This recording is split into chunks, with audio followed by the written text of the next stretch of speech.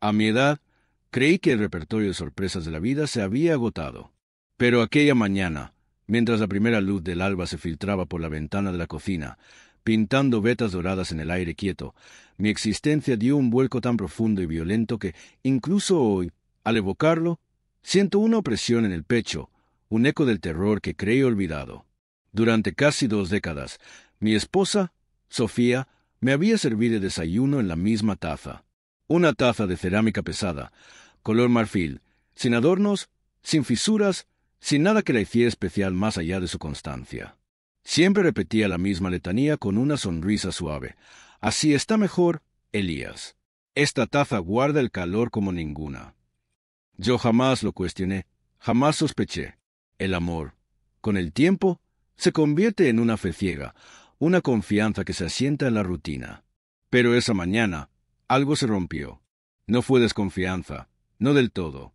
Fue una mezcla de tedio y una extraña inquietud que llevaba semanas creciendo en mi interior, como una alarma silenciosa que solo los hombres mayores, tras una vida entera observando los gestos más sutiles, son capaces de percibir. Cuando ella salió al pequeño solarium a podar sus amadas hierbas aromáticas, el tintineo metálico de sus tijeras flotando en el aire matutino, aproveché el momento. No fue un acto de rebeldía, sino de pura curiosidad. Movido por un impulso casi infantil, tomé la taza gemela, una que llevaba años relegada al fondo del armario, idéntica en forma y color, y serví en ella mi café. Sofía entró, me vio con la taza nueva en la mano, y por una fracción de segundo, una sombra imperceptible cruzó su rostro. Se recompuso tan rápido que dudé de haberla visto. Me sonrió y no dijo nada. Desayuné con normalidad, el café me supo igual, el calor era el mismo. La rutina parecía intacta. Pero cuando terminé y levanté la taza para llevarla al fregadero, lo vi. Algo en el fondo, algo que me heló la sangre en las venas. No era un pozo de café. Era un residuo casi invisible, un fino sedimento cristalino que se adhería al fondo con una tenacidad antinatural. Al inclinar la taza, la luz lo hizo brillar con un matiz levemente metálico. Mi corazón se detuvo. Mi respiración se volvió pesada, errática. Lo peor no era el hallazgo en sí, sino la certeza absoluta que lo acompañaba. Aquello no era un accidente. Me quedé mirando esa película traslúcida en el fondo de la porcelana. No olía a café, ni a azúcar. Acerqué la nariz y percibí un aroma extraño, casi químico, metálico y amargo, que me provocó un leve picor en las fosas nasales. Y entonces, como un relámpago en una mente adormecida, un recuerdo se abrió paso. Nunca, en todos esos años, había lavado yo esa taza. Sofía siempre lo hacía. Con un celo casi ceremonial, la lavaba a mano, incluso si el resto de la vajilla iba al lavavajillas. A veces la retiraba de la mesa antes de que yo terminara de recoger, diciendo que era delicada. Tragué saliva, la boca seca de repente. La casa estaba en silencio. El sonido de las tijeras de Sofía, cortando romero y menta, seguía llegando desde el solarium, una banda sonora macabramente normal para el caos que se estaba desatando en mi interior.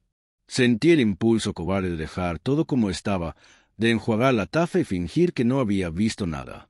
Pero a mis 68 años, después de haber enterrado a mis padres, a un hermano y a demasiados amigos, había dejado de creer en las coincidencias. Y ese residuo no era una coincidencia. Decidí examinar la taza original, la que Sofía me había servido cada día durante 20 años. La saqué del mueble alto donde la había colocado sin pensar, como si quisiera esconder una prueba que aún no comprendía. La alcé hacia la luz de la ventana, y entonces mis manos comenzaron a temblar. El fondo no estaba limpio. Tenía un círculo perfectamente desgastado, una marca sutil, como si algo se hubiera ido disolviendo o acumulando allí con el tiempo, día tras día. Era como si cada mañana, con cada sorbo de café, yo hubiera estado consumiendo algo sin saberlo, una parte infinitesimal de un secreto que ahora se revelaba en la cerámica erosionada. No sabía si la edad me estaba volviendo paranoico, si mi imaginación de relojero jubilado, acostumbrada a los mecanismos diminutos, estaba viendo engranajes donde no los había. Pero algo dentro de mí, un instinto visceral, animal, algo que había dormido durante décadas de matrimonio tranquilo, me gritaba que no debía ignorarlo. Sofía entró a la cocina en ese preciso instante. Yo seguía sosteniendo la taza en alto, como un sacerdote sosteniendo un cáliz profanado. Se detuvo en seco al verme, y esa sombra que antes había sido fugaz, ahora se instaló en su rostro, borrando su sonrisa habitual. La he visto sonreír de mil maneras a lo largo de nuestra vida, pero esa expresión, una mezcla de pánico y determinación, no la conocía. —¿Qué haces con esa taza, Elías? —preguntó, su voz demasiado suave, demasiado controlada. —Solo, estaba comparándolas —respondí, intentando que mi voz sonara casual. Pensé que estaría bien usar la otra por una vez. Sofía frunció ligeramente el ceño. —Te he dicho que esa es mejor —repitió, acercándose con una lentitud deliberada. —Devuélvemela, por favor. Había algo en su tono que nunca había escuchado. No era enfado, no era preocupación, era urgencia, y era miedo. Sí, era un miedo desnudo y afilado. Mi corazón se desbocó. Fingiendo inocencia, le dije con calma: —Sofía, solo quiero saber por qué esta taza es tan especial. Estiró la mano para tomarla, pero yo no se la entregué. La aparté ligeramente. —Elías —dijo, su voz más seria—, dame la taza. Vi un brillo extraño en sus ojos, no de cariño, no de costumbre. Era un reflejo rápido, casi imperceptible, que me confirmó que esta conversación nunca debería haber ocurrido. —Sofía —dije lentamente, articulando cada sílaba—, ¿qué es lo que siempre queda en el fondo? Parpadeó una, dos veces, como si su cerebro buscara a toda velocidad una mentira creíble en un archivo de excusas acumuladas durante años. —Nada, solo restos de café. —No huele a café —respondí, sin levantar la voz. Se tensó. Su respiración cambió, volviéndose superficial. Por un instante, creí verla temblar. Entonces dio un paso hacia atrás, creando una distancia física que reflejaba el abismo que acababa de abrirse entre nosotros. —Elías, estás siendo ridículo —dijo, intentando recuperar el control. —Dame la taza y la limpiaré. Fin del problema. Pero yo no me moví. Algo dentro de mí, el viejo relojero que busca la pieza que no encaja, había despertado del todo. Algo que había dormido durante años de matrimonio rutinario, silencioso y aparentemente perfecto. A veces el amor se convierte en costumbre, y la costumbre en ceguera. —¿Por qué no puedo usar otra taza? —insistí. Ella apretó los labios, una línea fina y blanca. Y entonces lo dijo, y sus palabras cambiaron todo para siempre. —¿Por qué esa es la que debes usar? El corazón se me detuvo. Así, tal cual, la que debes usar. No la que prefiero, no la que conserva el calor, no la que te gusta más. La que debes. Ese matiz, ese imperativo, lo transformó todo. —Sofía —murmuré, sintiendo un frío glacial extenderse por mi cuerpo—, ¿qué has estado poniéndome en el desayuno? Abrió los ojos de par en par. Retrocedió un paso más, chocando con la encimera. —Elías, por favor, no arruines esto. —¿Esto? ¿Qué era esto? ¿Nuestro matrimonio o algo más siniestro? Me acerqué un paso, no para intimidarla, sino para verla mejor, para buscar en sus ojos algún rastro de la mujer con la que me casé hace 4 décadas. —Sofía, dime la verdad —susurré. Empezó a respirar de manera irregular. Se llevó una mano al pecho. —No lo entenderías —dijo, su voz un hilo—. Lo hice por nosotros. Y entonces lo comprendí. Fuera lo que fuese, no era un accidente. No era una mancha. Era algo que ella había puesto allí con intención, con un propósito. Algo que yo estaba consumiendo cada mañana. Algo que había sido cuidadosamente escondido bajo el pretexto de una rutina amorosa. Mi voz se quebró cuando pregunté: —Sofía, ¿qué me estabas haciendo? Ella cerró los ojos, y su respuesta todavía hoy me hace estremecer. —Protegerte, Elías. Protegernos a los dos. Pero pronto descubriría que su definición de protección no se parecía en nada a la mía. Sofía no volvió a hablar después de pronunciar aquella frase. Se quedó inmóvil, con las manos temblando ligeramente, como una estatua a punto de resquebrajarse. Yo la observaba en silencio, intentando reconocerla. Esa mujer frente a mí era la misma con la que había compartido cenas, viajes, pérdidas, risas, la misma que me sostenía la mano en las noches de insomnio y celebraba mis pequeños triunfos. Pero algo en su mirada se había quebrado, o quizás siempre estuvo ahí, oculto detrás de una rutina tan meticulosa que nunca me tomé el tiempo de mirar más allá. Me acerqué lentamente a la mesa y dejé la taza original frente a nosotros, en el centro. La luz que entraba por la ventana iluminó el fondo y resaltó aún más el círculo desgastado, la prueba silenciosa de mi ignorancia. Un hormigueo me recorrió los brazos, la señal física de una traición que mi mente aún se negaba a aceptar por completo. Sofía bajó la mirada, evitando mis ojos, refugiándose en el suelo de baldosas que tantas veces habíamos limpiado juntos. Una parte de mí, la parte vieja y cómoda, quería abrazarla, exigirle que me dijera la verdad sin rodeos y luego, de algún modo, volver a ser ese hombre que confiaba ciegamente en ella. Pero otra parte, una más antigua y sabia, la que había aprendido a desconfiar de los mecanismos demasiado perfectos, sabía que había llegado el momento de enfrentar lo que fuese que estuviera ocurriendo en nuestra casa. «Sofía», dije con voz firme, aunque por dentro era un caos, «¿por qué dices que me estabas protegiendo?» Tragó saliva. Sus ojos se llenaron de una tristeza tan profunda que casi me derrite, pero no del todo. Ya no podía permitir que mis emociones gobernaran mis decisiones. No después de esto. «¿Es complicado?», susurró. «No vas a entenderlo si te lo digo así, de golpe». «Entonces dímelo despacio», respondí, mi voz más dura de lo que pretendía. «Desde el principio». Sofía retrocedió hasta la encimera y se apoyó contra ella, como si necesitara un soporte sólido para no derrumbarse. Respiró hondo, pero su voz salió rota. «Tenía miedo de perderte». «¿Perderme?», repetí, confundido. «Sofía, yo no iba a ninguna parte». Soltó una risa nerviosa, casi ahogada, desprovista de humor. «Ay, Elías, tú no sabes lo que pasa cuando no miras. No sabes lo que esconden tus análisis médicos, esos que nunca quisiste ir a buscar. No sabes nada de lo que yo he tenido que prevenir». Mis manos se helaron. ¿Mis análisis médicos? «Sofía, ¿qué hiciste?». Negó con la cabeza varias veces, con movimientos rápidos y espasmódicos. «No lo entenderías. Yo solo quise cuidarte, mantenerte bien, mantenerte aquí». Esas últimas palabras se clavaron en mi pecho como espinas. «¿Mantenerme aquí? ¿A qué te refieres con aquí, Sofía?». No respondió, y ese silencio fue peor que cualquier confesión. Me dirigí al armario donde guardábamos el resto de la vajilla. Todas las tazas estaban alineadas, brillantes, casi nuevas, todas menos la mía. La tomé de nuevo entre mis manos. Era idéntica a las demás, pero al mismo tiempo era un objeto completamente distinto. Más liviano, más gastado, más manipulado. «Elías, por favor», dijo Sofía, acercándose. «No hagas esto más difícil. Difícil será para ti si no me dices la verdad de una vez». Se detuvo. Por primera vez en 40 años, la vi con un miedo puro. No el miedo que uno siente ante un accidente o una noche de tormenta. Era el miedo de alguien que ha construido una mentira tan grande que ya no sabe cómo sostenerla. «Sofía», repetí suavemente, «dime qué había en esa taza». Sus labios se movieron, pero no emitió sonido alguno.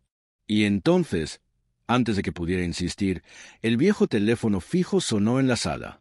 Ese sonido antiguo, casi olvidado en la era de los móviles, retumbó en la casa como una alarma de incendios. Sofía dio un brinco, como si la hubieran electrocutado. Yo la miré fijamente. «No contestes», le ordené en voz baja. Pero ella, ignorándome, corrió hacia la sala antes de que pudiera detenerla. La seguí de inmediato, caminando lo más rápido que mis rodillas de hombre de 68 años me permitían. Cuando llegué, ya tenía el auricular en la mano. «Sí», dijo con voz temblorosa.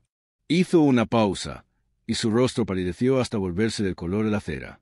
«Te dije que no me llamarás a esta hora», susurró, casi inaudible. Mi corazón volvió a detenerse. «Sofía», dije desde el marco de la puerta. «¿Quién es?». Me miró, no con sorpresa, no con culpa, sino con una desesperación absoluta. Una desesperación que me confirmó algo devastador. Quien estaba al otro lado del teléfono no era una amiga, no era un familiar lejano. Era alguien importante. «¿Cuelga?». «Sofía», ordené, dando un paso adelante. Ella negó con la cabeza, aferrándose al teléfono. «No puedo». Y antes de que pudiera reaccionar, se giró hacia la pared, como si quisiera ocultarme su conversación. «No puedo hablar ahora», susurró al auricular. Sí, él ya empezó a sospechar. Sí, lo sé, pero no es tan fácil. No, no puedo hacerlo hoy. Te dije que necesito tiempo. Aquellas palabras me golpearon como un martillazo en el pecho. «Sofía», grité, arrebatándole el teléfono de la mano. «¿Con quién estás hablando?» Pero la línea ya estaba muerta. Sofía se cubrió el rostro con las manos. Su cuerpo entero temblaba. «Elías, por favor, no saques conclusiones precipitadas». «Las conclusiones», respondí, sintiendo la rabia mezclarse con un miedo helado, «se sacan solas cuando la esposa de uno recibe llamadas secretas diciendo que no puede hacerlo hoy». Empezó a llorar. No eran lágrimas suaves ni culpables. Eran lágrimas profundas, silenciosas, de alguien que sabe que finalmente ha sido descubierta. «Sofía», dije, bajando la voz, «¿qué es lo que no puedes hacer hoy?» Levantó la mirada y finalmente, entre sollozos, dijo, «No puedo dejar que te vayas de mi vida». Pero esa no era la verdad completa. Lo sabía. Ella lo sabía. Y aunque no lo admitiera aún, había alguien más involucrado. Alguien que no debía estar en nuestra historia y que, sin embargo, estaba más presente de lo que yo jamás podría haber imaginado. Sofía seguía llorando frente a mí, con las manos temblorosas cubriéndose el rostro, como si quisiera esconderse del mundo y de sí misma. Yo la observaba sin moverme, paralizado, tratando de unir las piezas de un rompecabezas que no encajaba. Durante 40 años, esta mujer había sido mi compañera, mi sostén, mi refugio. ¿Cómo era posible que ahora la estuviera mirando como a una completa extraña? «Sofía», dije en voz baja, casi susurrando, «dime quién estaba al teléfono». Negó con la cabeza una y otra vez, como una niña a la que le piden confesar una travesura demasiado grande. «No puedo, Elías», sollozó. «No puedo». «¿Por qué? ¿Qué es lo que te ata de esta manera?» Respiró hondo, intentando calmarse, pero su pecho subía y bajaba de forma irregular.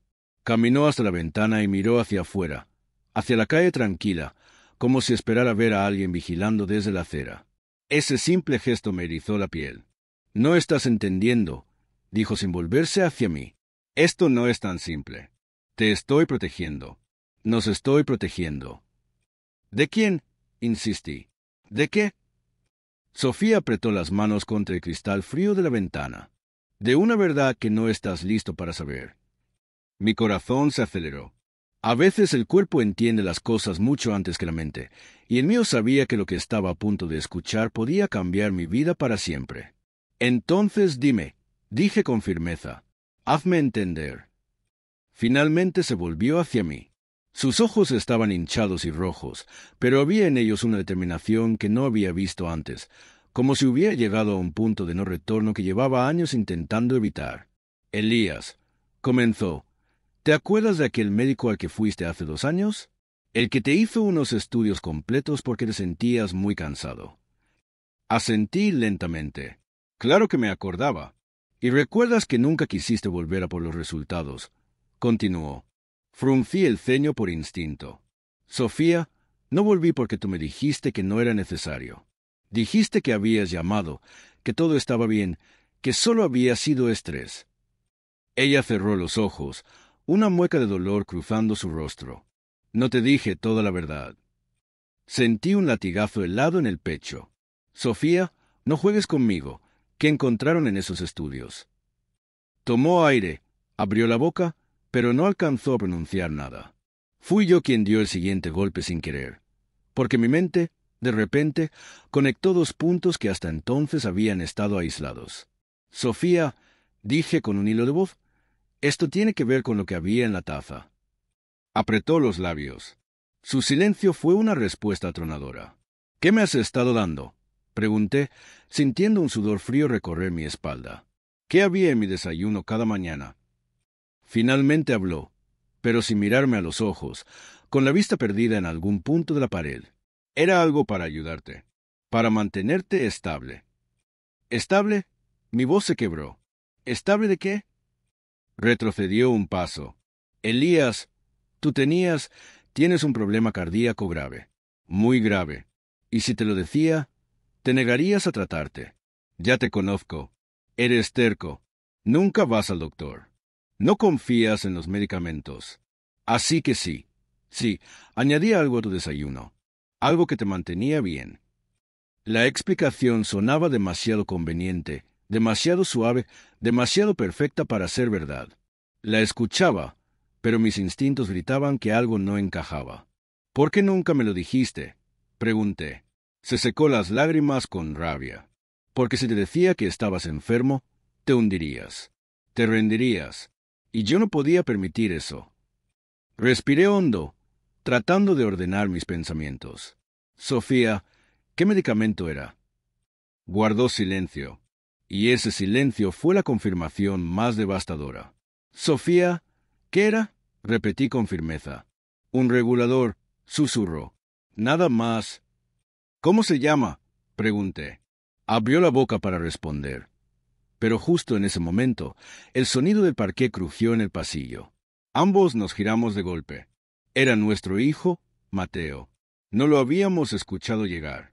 ¿Qué medicamento era, mamá?, preguntó él, su voz cargada con una mezcla de rabia y miedo.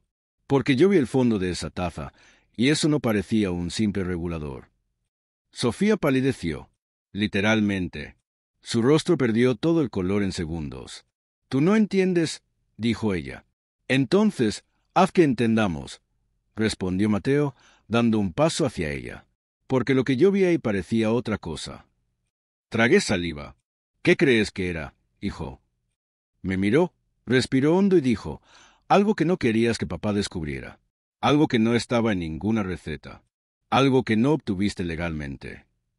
Sofía negó varias veces, temblando. «No es lo que piensas». Mateo dio un paso más. «Ah, ¿no? Entonces, dime, ¿por qué recibiste una llamada justo cuando papá descubrió la taza? ¿Por qué le dijiste a alguien por teléfono que no podías hacerlo? ¿Qué es lo que no podías hacer?» El silencio que cayó en la sala fue tan pesado que parecía absorber todo el aire. Sofía abrió la boca, pero esta vez no llegó a responder, porque de repente escuchamos un golpe seco afuera, como si alguien hubiera cerrado la puerta de un coche con violencia. Mateo corrió hacia la ventana y miró hacia la calle. «Papá», dijo con voz grave, «¿hay alguien ahí?» Me acerqué como pude. Entre los reflejos del cristal, distinguí una figura dentro de un coche oscuro estacionado al otro lado de la calle. No pude ver su rostro, pero la silueta me resultaba vagamente familiar. Y Sofía, al verlo, dejó caer una pequeña maceta que había tomado de la repisa, sin darse cuenta. Se rompió en 1000 pedazos en el suelo. Murmuró, su voz apenas un susurro. «No, él no debía venir. No todavía». Mateo la miró, horrorizado. «¿Quién es ese hombre, mamá?» Sofía comenzó a llorar de nuevo, pero esta vez no era miedo. Era pánico puro. «Sofía», dije, sintiendo que me faltaba el aire. «¿Quién es?» Levantó la mirada, completamente derrotada, y murmuró, «Es la persona que quiere alejarte de mi vida». Sentí como si el suelo se hundiera bajo mis pies. Mateo y yo nos miramos, incrédulos. «¿Alejarme?», repetí. «¿Qué estás diciendo, Sofía?» Cerró los ojos. «Ese hombre es a quien llamé. Él sabe lo de tu corazón. Él sabe lo que estaba en la taza». Mi hijo dio un paso atrás. «¿Y quién es?», gritó, la frustración rompiendo su voz. Sofía abrió los ojos, rojos de llanto, y pronunció el nombre que nunca, en mis peores pesadillas, habría imaginado escuchar. «Es tu hermano, Elías. Es Adrián». Sentí que el mundo se apagaba por un instante. Mi hermano, mi propio hermano. Adrián. Ese nombre cayó en la sala como un cuchillo afilado que no solo cortó el aire, sino también algo muy profundo dentro de mí. No sé cuánto tiempo pasé sin moverme, sin respirar, sin comprender. Las palabras de Sofía flotaban todavía suspendidas, como si desearan no haber sido pronunciadas. Mi hijo, Mateo, fue el primero en reaccionar. «Adrián», repitió, incrédulo. «El hermano de papá, el que se fue hace años». Sofía asintió sin alzar la vista, su cuerpo encogido por la vergüenza. Sentí un temblor en las manos. No era el temblor de la edad. Era de traición, de incredulidad, de un dolor tan antiguo que pensé que ya estaba cicatrizado. Sofía, murmuré, mi voz ronca, ¿qué tiene que ver Adrián con nuestra vida? Respiró hondo, limpiándose el rostro empapado con el dorso de la mano, pero su voz volvió a quebrarse. Tú no querías saberlo, Elías. Siempre cerraste esa puerta. Siempre negaste que tu hermano pudiera hacerte daño. Siempre dijiste que él no era capaz. Mateo me miró, confundido. ¿Qué pasó entre ustedes, papá? Suspiré, un suspiro cargado de años, de recuerdos difíciles, de heridas mal cerradas. Adrián y yo, comencé, sintiendo un nudo en la garganta. No siempre fuimos así. De niños éramos inseparables. Pero cuando crecimos, él tomó caminos oscuros. Problemas con dinero, amistades peligrosas, apuestas, cosas que nunca terminé de entender hasta que fue demasiado tarde. Sofía apretó los puños. Adrián nunca superó que tú salieras adelante. Intervino. Siempre te envidió todo. Tu trabajo, tu matrimonio, tu estabilidad. Nunca te perdonó haber sido el bueno de la familia. Mateo frunció el ceño. ¿Y qué tiene eso que ver con lo que estabas haciendo? Preguntó, su voz dura. ¿Qué tiene que ver con la taza? Sofía tragó saliva. Tiene todo que ver. La sala se llenó de un silencio insoportable. Sofía, insistí con voz grave, quiero la verdad. Ya no me sirven las medias tintas. Quiero saber qué tiene que ver Adrián con esto. ¿Contigo? ¿Conmigo? Finalmente se obligó a hablar. Cuando le pusiste enfermo hace 2 años, dijo lentamente, Adrián se enteró. ¿Cómo? Pregunté. No lo sé. Tal vez un conocido en el hospital. Tal vez buscó tus datos. Adrián siempre encuentra lo que quiere, respondió con amargura. Lo cierto es que un día apareció en nuestra puerta cuando tú estabas durmiendo. Dijo que sabía que estabas débil y que necesitabas ayuda. Mateo apretó los dientes. ¿Ayuda? ¿Qué clase de ayuda? Sofía bajó la mirada. Dijo que tenía una solución para que no te deterioraras más. Un suplemento, algo natural según él, que evitaría que tuvieras un episodio grave. Algo que debía disolver en tu bebida cada mañana. Sentí un puñal helado en el pecho. Sofía, por Dios, ¿confiaste en Adrián para algo así? En él. Comenzó a llorar otra vez. Estaba desesperada. Elías, te veía cansado, sin fuerzas, pálido, y te negabas a volver al médico. Adrián hablaba con tanta seguridad. Dijo que tú nunca aceptarías tratarte, que era la única manera de ayudarte. Yo le creí. Me aferré a su palabra. Me aferré a la esperanza de no perderte. Mateo negó con la cabeza. Mamá, ¿en qué estabas pensando? Ella lo miró con los ojos hinchados. En ustedes, en su padre, en nuestra vida. No pensé que pudiera ser algo malo. No pensé que Adrián tuviera un motivo oculto. Pero yo sí lo supe al instante. Adrián nunca hace nada gratis. Sofía sintió, derrotada. Lo descubrí tarde, Elías. Muy tarde. Después de unos meses, empezó a llamarme, a controlar la dosis, a decirme que no podía recuperarte demasiado rápido, que si dejaba de usarlo de golpe podía ser peligroso, que debíamos seguir por tu bienestar. Mateo abrió los ojos, horrorizado. ¿Por el bienestar de quién? Realmente, escupió con rabia. Sofía apretó los ojos, llorando en silencio. Adrián me amenazó, dijo finalmente. Me dijo que si dejaba de usarlo, contaría cosas que destruirían a la familia. No sé de dónde sacó tanta información, pero sabía cosas de ti, de tu trabajo, incluso de mí. Sentí que me ardía la garganta. Sofía, ¿tenías miedo? Asintió lentamente. Miedo de él. Calló unos segundos y también tenía miedo de perderte, aunque suene absurdo ahora. Mateo dio un paso hacia ella, pero ya no con rabia, sino con un profundo desconcierto. Mamá, papá estaba siendo envenenado. La palabra cayó con un peso brutal. Sofía se cubrió la boca con ambas manos. No, no era veneno, dijo con la voz rota.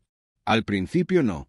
Era algo para hacerte dependiente, para que necesitaras la taza, para que Adrián pudiera manejar la situación. Cerré los ojos. Todo encajaba. La falta de energía, los mareos intermitentes, mi extraña apatía en ciertos días. ¿Dependiente de qué, Sofía? Pregunté. ¿Qué me estabas dando? Finalmente lo confesó. Un compuesto que regula el ánimo y la presión, pero que crea hábito. Si lo dejas de golpe, puede desestabilizarte. Adrián dijo que era seguro. Pero después empezó a pedirme dinero, a chantajearme, a decir que si no obedecía, te lo diría a ti. Mateo respiró hondo. Entonces, lo que encontramos en la taza era restos de compuesto, dijo él. Ella asintió, derrotada. No logré disolverlo bien esta vez. Y lo descubriste. Me dejé caer en el sillón. Mis piernas dejaron de sostenerme. Todo lo que creí seguro se había vuelto un espejismo. Sofía, dije casi sin voz, ¿por cuánto tiempo? Se desplomó en el suelo. 1 año y medio, susurró. Mateo se cubrió la cara con las manos. Yo sentí que el corazón me daba un vuelco. ¿Y Adrián sabe que lo descubrí? Pregunté. Sofía asintió. Sí. Y si está ahí afuera, señaló la ventana, significa que no viene a hablar. Mateo dio un paso hacia la puerta, pero yo lo detuve. No, hijo, dije, esta vez lo enfrento yo. Adrián seguía dentro del coche, inmóvil, una silueta oscura observando nuestra casa como si esperara una señal. No bajaba, no tocaba el claxon, no hacía un solo gesto. Solo estaba ahí, como un depredador paciente que conoce los movimientos de su presa antes de que ésta siquiera sepa que está en peligro.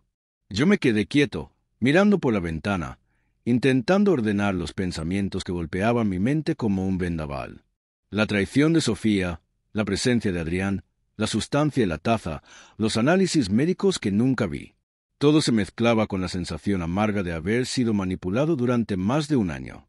Y sin embargo, lo que más me dolía no era el engaño en sí, sino el motivo retorcido detrás de él. Sofía decía haberlo hecho por amor, pero ese amor había sido contaminado, dominado por el miedo y por las amenazas de mi propio hermano. Mateo rompió el silencio. Papá, tenemos que llamar a la policía. No, respondí sin mirarlo. ¿Cómo que no? Insistió. Adrián es peligroso. Mamá lo dijo. Tú lo sabes. Respiré hondo. Conocía a Adrián mejor que nadie. La policía no lo asustaría. Él tenía contactos, gente que le debía favores. Si lo denunciábamos ahora, solo lo pondríamos en alerta. Y un hombre acorralado actúa sin pensar. Primero, dije, necesitamos pruebas. Todo lo que Sofía ha dicho tiene que estar en algún lugar.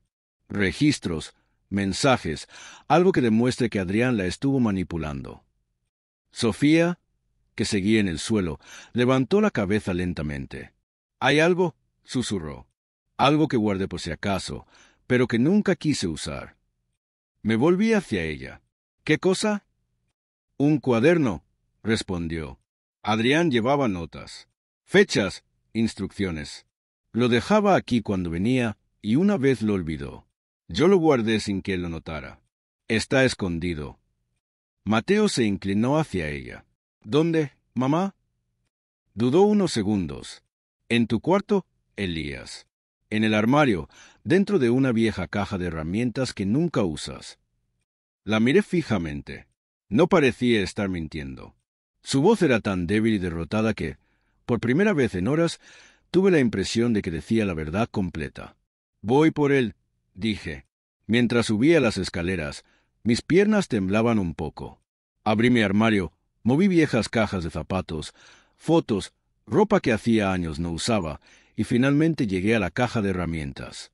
Era pesada, oxidada por fuera. Al abrirla, lo vi. Un cuaderno negro, sin etiquetas, frío al tacto. Lo tomé con cuidado, como si fuera un objeto peligroso, y al abrirlo, supe que mi vida nunca volvería a ser la misma. En la primera página, una lista de fechas que coincidían con días en los que Sofía me había dicho que me veía pálido, cansado. Al lado de cada fecha, una palabra: dosis, control, ajustar. Mi respiración se aceleró. Pasé las páginas. Había anotaciones sobre mi salud, comentarios sobre mi comportamiento, incluso un apartado donde Adrián describía mi carácter como controlable si se mantiene el ritmo. Controlable. Esa palabra me quemó por dentro. Y entonces En una página doblada, encontré algo aún peor. Una lista de cantidades de dinero, enormes, con el nombre de Sofía escrito al lado. Era chantaje puro y duro. Pero había una última página, una que me dejó helado. Si Elías descubre algo, proceder con la fase omega. Sofía sabe qué hacer. Sentí una punzada en el pecho. ¿Qué demonios significaba la fase omega? Cerré el cuaderno y regresé a la sala. Mateo estaba de pie. Sofía seguía en el suelo. ¿Lo encontraste?, preguntó mi hijo. Asentí, dejando el cuaderno sobre la mesa. Sofía miró hacia otro lado, avergonzada. Mateo abrió la primera página. «Dios mío», exclamó, «esto es suficiente para meterlo preso». «Sí», dije, «pero aún falta saber qué significa la fase omega». Sofía se llevó las manos al rostro. «Elías, por favor». «¿Lo leí?», respondí con calma fría. «Y ahora necesito que me lo expliques». Tardó varios segundos en poder hablar. «Adrián dijo que si tú te enterabas, yo debía convencerte de que estabas enfermo, muy enfermo, para que no confiaras en tus propios recuerdos, que te sintieras dependiente, vulnerable». Mateo frunció el ceño. «Eso es monstruoso». Sofía lloró. «Yo no quería hacerlo, Elías, te lo juro. Pero me amenazó. Me dijo que si no seguía sus instrucciones, destruiría a nuestra familia». Respiré hondo, tratando de procesarlo todo. Y entonces, justo cuando iba a responder, la puerta principal comenzó a temblar. Alguien estaba intentando entrar. «Adrián». El primer golpe contra la puerta no fue fuerte, sino firme. Un golpe que no buscaba derribarla, sino avisar. Yo sentí como Mateo se tensaba junto a mí. Sofía retrocedió y se apoyó contra la pared. El segundo golpe llegó con más fuerza. Mateo me miró. «Papá, seguro que no llamamos a la policía».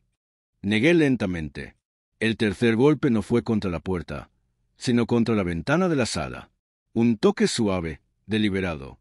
Mateo se acercó a la cortina, la abrió apenas 1 centímetro y se congeló.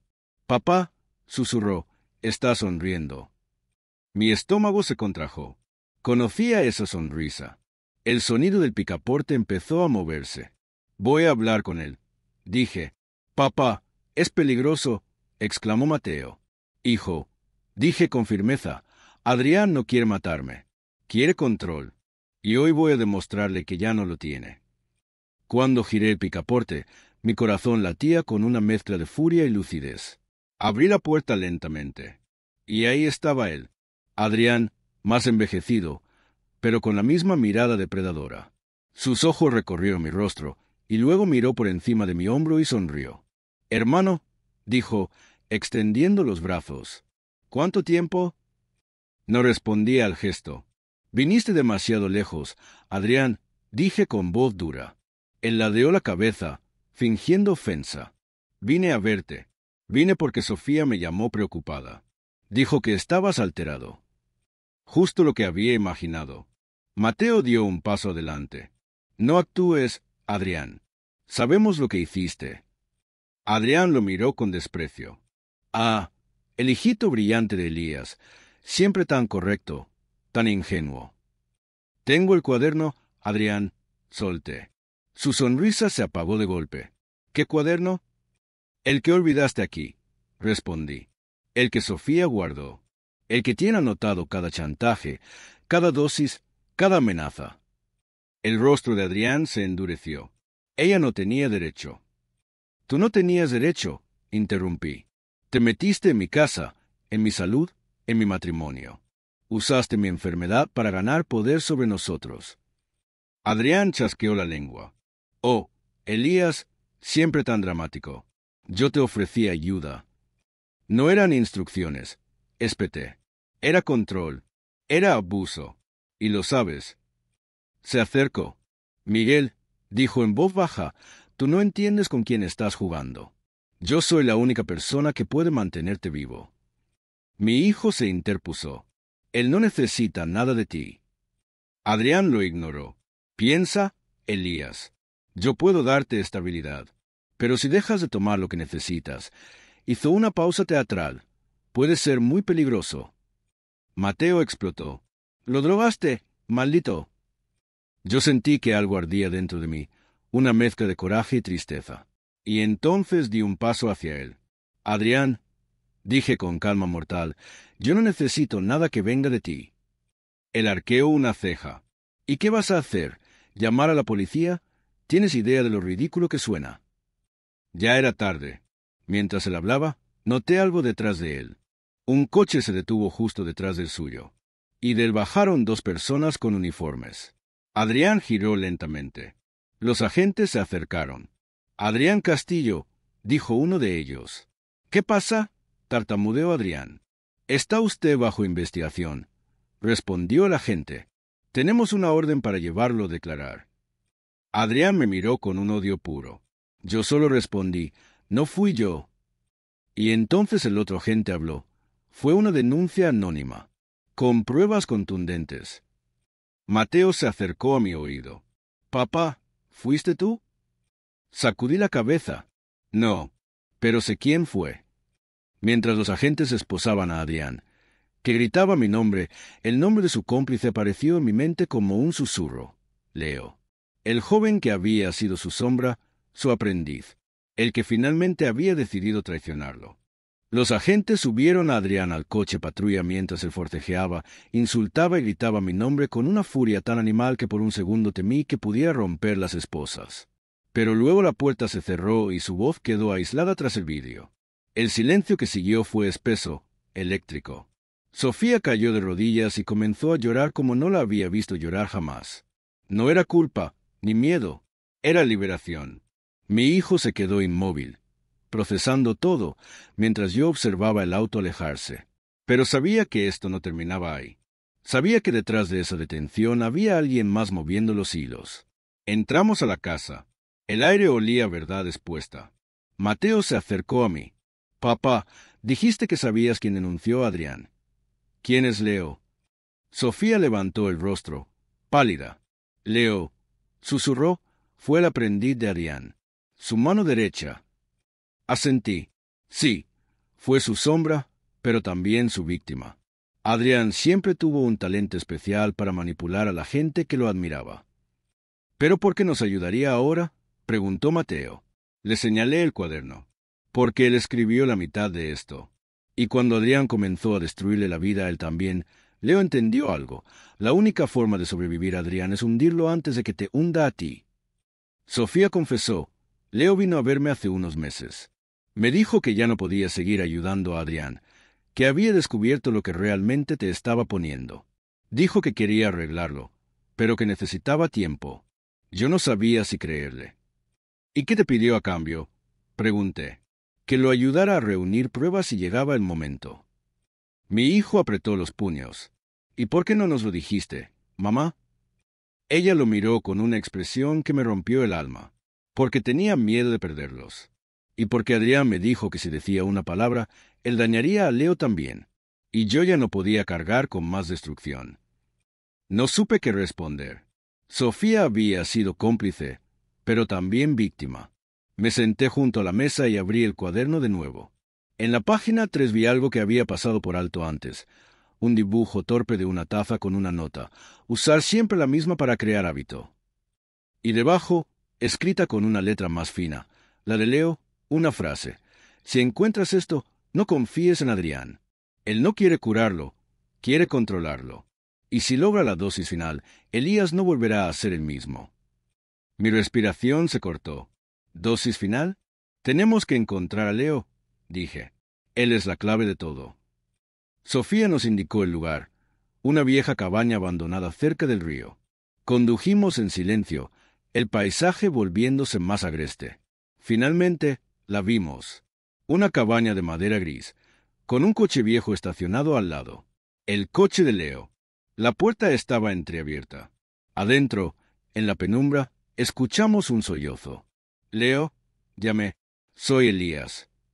Estaba en un rincón, con el rostro marcado por el miedo y la culpa. Sabía que vendrías, murmuró. Adrián fue detenido. Le dije, gracias a ti. Él levantó la vista. No lo hice por ustedes. Lo hice porque él iba a destruirme. Y porque supe que estaba a punto de darte la última dosis. Mi corazón dio un salto. ¿La última dosis? Asentió. Sí. Dijo que te habría dejado irreversible. No mortal, pero diferente. Fácil de manejar. ¿Y la tienes? Asintió lentamente. Sí. Está aquí. Señaló el bolsillo de su chaqueta. Le pedí que me la diera. Dudó, pero finalmente me entregó una pequeña botella transparente. La sostuve entre mis dedos. Era la materialización de un año de mentiras. Tenía un plan, uno que Adrián jamás habría anticipado. Nos dirigimos a la comisaría. «Papá, ¿qué vas a hacer?», preguntó Mateo. Saqué el frasco. «Usaré esto para destruirlo. No voy a dárselo a nadie, pero esta es la evidencia más poderosa que tenemos». Cuando llegamos, nos hicieron pasar con un inspector. «Señor Castillo», dijo, «su hermano insiste en que usted sufre de confusión mental». Sonreí con calma. Saqué el cuaderno y el frasco y los puse sobre la mesa. «La verdad es esta». El inspector hojeó el cuaderno, sus ojos abiertos de par en par. «¿Y usted, señor Castillo, qué quiere que pase con su hermano?», preguntó. Mi respuesta fue simple. Quiero que la verdad lo destruya, no mis manos. En ese momento, un grito retumbó desde el pasillo. Era Adrián. «Elías, tú sin mí no eres nada». Me asomé a la sala de interrogatorios. Lo miré a los ojos, por primera vez sin temor. «Te equivocas, Adrián», dije con una serenidad absoluta. «Sin ti, vuelvo a ser yo». La madrugada nos recibió afuera de la comisaría. Mi hijo y yo caminamos en silencio hacia el coche. «Papá», dijo con voz baja, «¿te das cuenta de que pudiste haber muerto?». «Hijo», respondí, yo ya estaba muriendo poco a poco, sin saberlo. No en el cuerpo, sino en el espíritu. «¿Y mamá? ¿La vas a perdonar?». «No lo sé», respondí con sinceridad. «El perdón no es algo que se dé en un día. Necesito tiempo». Cuando llegamos a casa, Sofía estaba en el sofá. «Miguel», comenzó. Levanté una mano. «Sofía, tú y yo hemos compartido 40 años, pero dejaste que Adrián entrara, que nuestra confianza se rompiera». «Lo sé», susurró. «Me equivoqué». Caminé a la cocina. Tomé la taza de cerámica, la que se había convertido en mi jaula. No quiero seguir viviendo en una prisión disfrazada de amor. Y la solté en el basurero. El sonido de la cerámica al romperse fue más liberador que cualquier palabra. «Vamos a tomar distancia», le dije a Sofía. «Necesito recuperar mi vida». Ella asintió, derrotada. «Haré lo que necesites. Solo no me odies». «No te odio, Sofía», dije, «pero tampoco puedo seguir como si nada». Mi hijo se quedó conmigo esa noche. Y yo, por primera vez en mucho, mucho tiempo, dormí en paz. Han pasado algunos días. Sofía está con su hermana. Ambos necesitamos ayuda, pero estamos vivos. Y cada mañana, cuando preparo mi propio desayuno en una taza cualquiera, elegida por mí, siento que estoy recuperando el control. Siento que estoy renaciendo. Ahora que has escuchado mi historia, me gustaría saber tu opinión. ¿Qué hubieras hecho en mi lugar? ¿Crees que el amor puede justificar actos como los de Sofía? ¿Y desde qué parte del mundo estás escuchando esta historia? Déjame tu respuesta en los comentarios. Si esta historia te mantuvo en vilo, no olvides suscribirte para no perderte ninguna más.